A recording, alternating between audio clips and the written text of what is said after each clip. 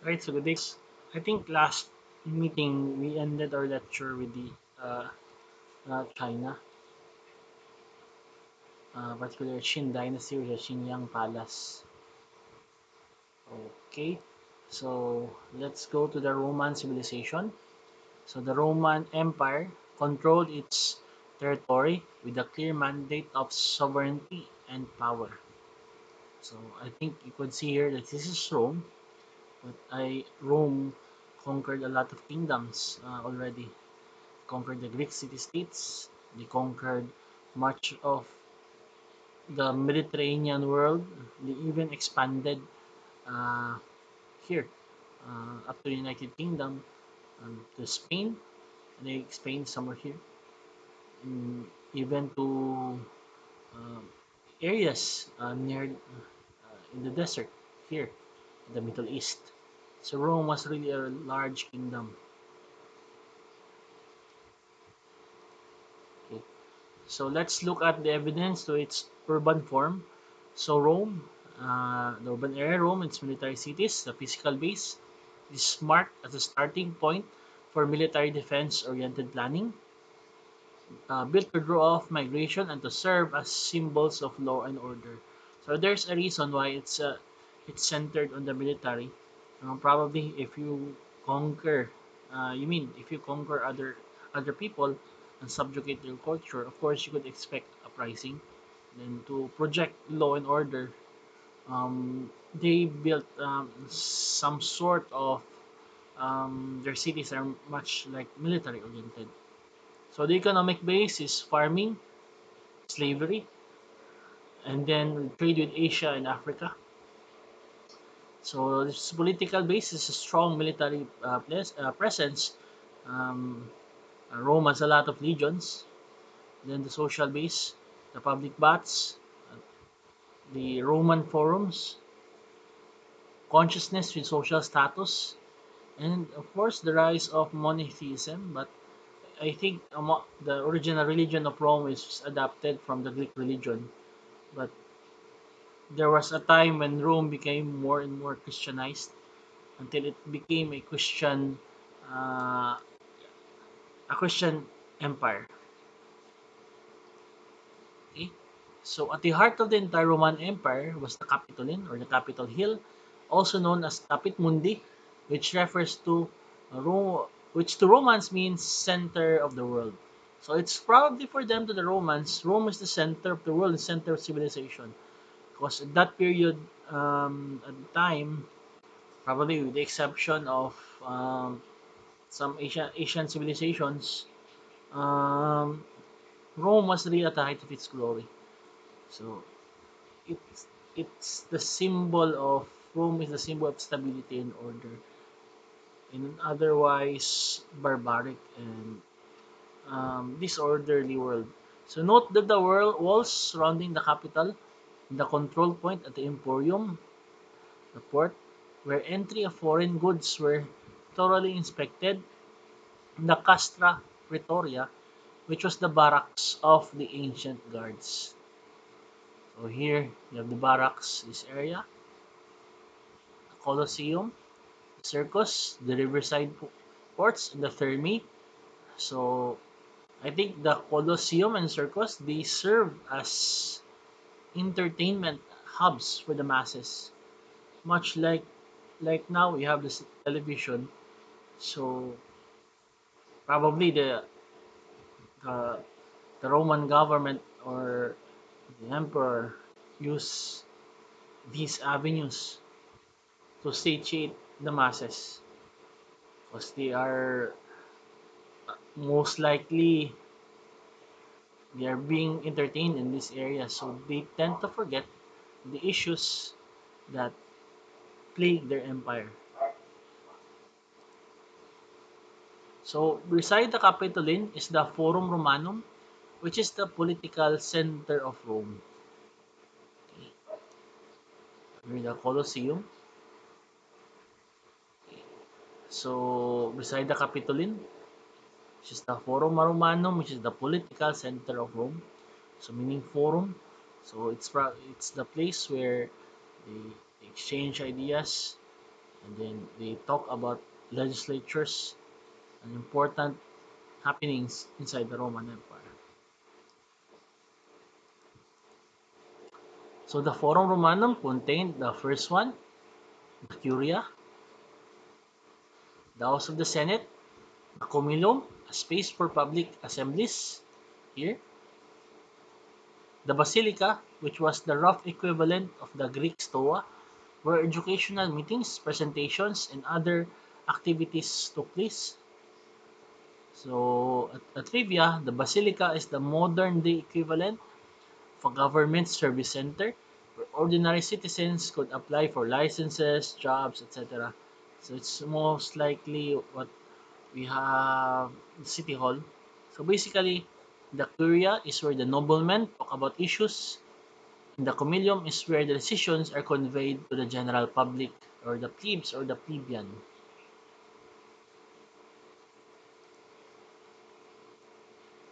So let's look at the Roman aqueducts.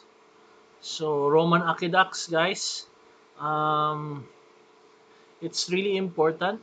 These are important civil works for the Roman Empire because it transports precious water from sources into their cities. So here you can see this is the aqueduct, and it goes to the city. However, one weakness of the Roman aqueduct is that it's open here. So if by some chance there are dead animals in the aqueducts, or um, the animals what you call this poop here in the water, then disease could spread easily throughout the empire. So we have here an insula or the Roman apartments. So they are 8-story residential limit with a 70-foot limit. So the first example of zoning or residential zoning. So initially built to cover for the problems such as hygiene, water, transportation, caused by housing through overpopulation. So it's really amazing, guys, that they already have limits for their residential uh, buildings during that time, which is 70 feet.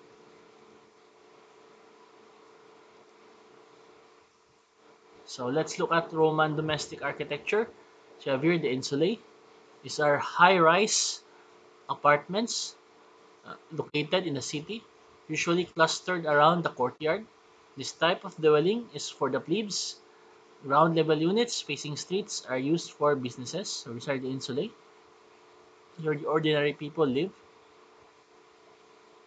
Then you have here the domus, found in the city. These are courtyard houses for the middle class Roman. Included in the courtyard house is the impluvium, a pool for receiving water, and the roof counterpart, the compluvium. The atrium is where guests are received, thus heavily decorated. So this is the domus. If we're talking about the ordinary people, they live in the insulae. The middle class is for the domus. Most likely the villa is for the high class. So it's located in the suburbs or away from city limits. Villas are complex garden palaces for the rich. So nothing much has changed. Um, Here in the modern times, you could see that most of the rich people, they tend to live far away from the city, where they could enjoy peace and relaxation by being exposed to nature. Okay. So I think these three types of houses encompass the social class in Rome, the social classes in Rome, which is likely quite similar to what we have right now in the modern times. So throughout the Roman Empire, the East was also advancing in the formation of its urban areas. So we have here the Western Roman Empire and the Eastern Roman Empire, known as the Byzantine. So you could, if you remember your history, the Byzantine Empire, it only fell in the 12th century. Now it's what you call Turkey, Istanbul.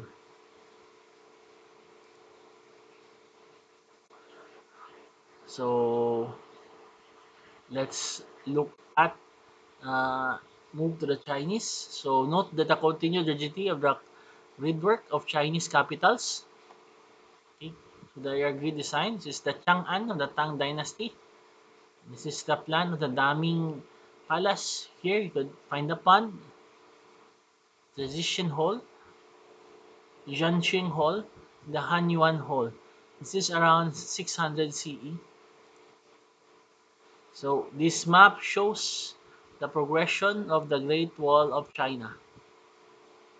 If you remember your history, the Great Wall of China uh, was built by Emperor Shi Huangdi to prevent the invaders from the north, most probably the Mongolians, known for their ferocity, and they really were militaristic people. So note how during the Qin and Han dynasty, the Chinese have effectively isolated themselves from the north, the Hans facing the Mongols to the west. Okay. So we have here China, so Beijing, there's North Korea, South Korea, Japan. So China with the Great Wall, they have already isolated themselves. So at the same time, the Han Dynasty sought allies in the east and started the trade routes of the infamous Silk Road. So this turn of events marked the ultimate end of the Roman Empire and the beginning of the medieval period. Okay, so I think there's something wrong with the slides because you were talking about the Chinese and now we're back into the Roman Empire. But looking back to the Roman Empire, um, let's look at first the Western Roman Empire. It fell earlier because of the attacks from the Germanic tribes, but the Eastern Roman Empire fell much later on, the 12th century, because of the attacks um, by the I think I don't know if they're still considered Arabs, but the Western Roman Empire or the Byzantine Empire was unable to defend itself because of the invention of the cannon. So even if the Justinian walls were high, it couldn't withstand modern weaponry, of which Islamic caliphates during that period were really advanced compared to Byzantine. They were really left behind. They suffered a lot of plagues. Then they were also plundered because of the Crusades.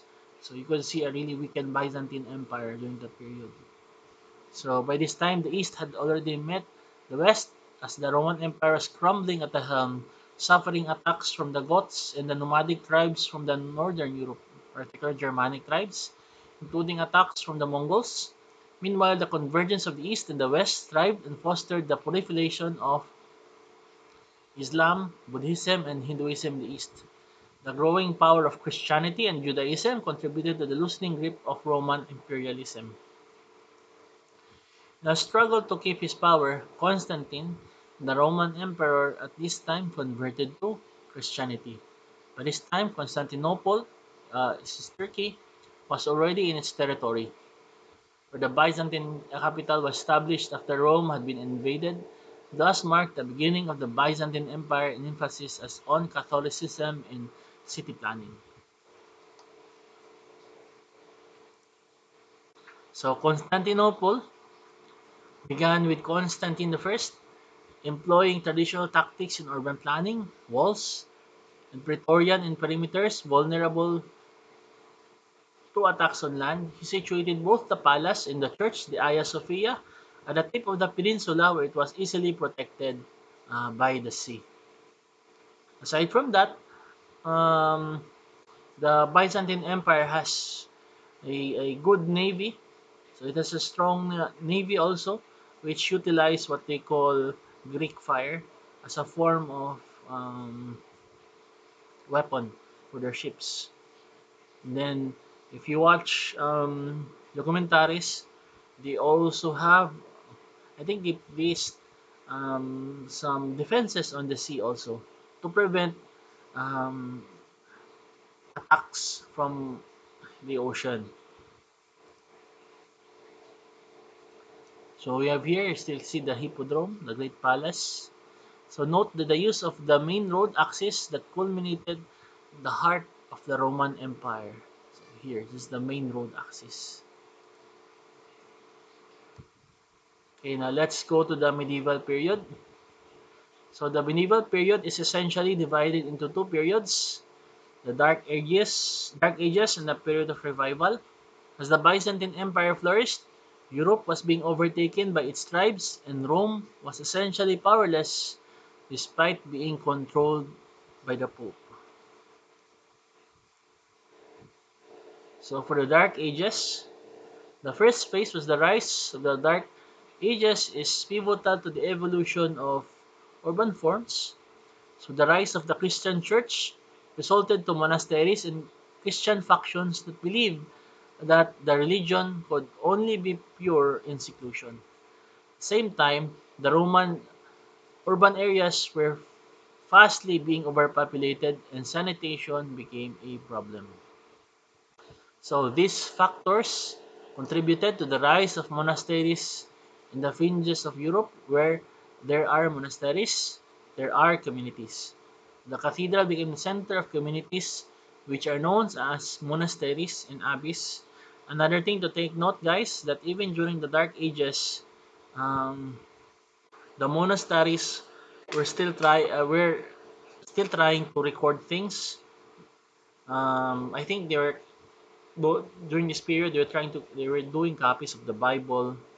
They were still trying teaching their monks to read. Okay, so these are the pivotal role of monasteries. Because despite that, probably most of Europe were uneducated. Um, those who were in the monasteries, particularly the monks, the priests, they were particularly educated, and then they could read or taught about literacy. Then let's go here to the castles. So the physical composition of medieval towns were thereby built in defense. So castles and the moat and bailey is a typical of medieval community in the Dark Ages. So this is the moat. So it's a steep mound of earth surrounded by a ditch and surmounted by a timber stockade and tower. This is the bailey, the outer wall of a castle or the courtyard enclosed by it. These are the palisade, a fence of pales set firmly in the ground for enclosure or defense. So a pale is a point stick or stake. Moat and Bailey is a Norman castle of the 10th through 12th centuries consisting of a moat placed within a bailey. So in areas not controlled by churches and monasteries, feudalism emerged, thereby making castles as magnets to settlements.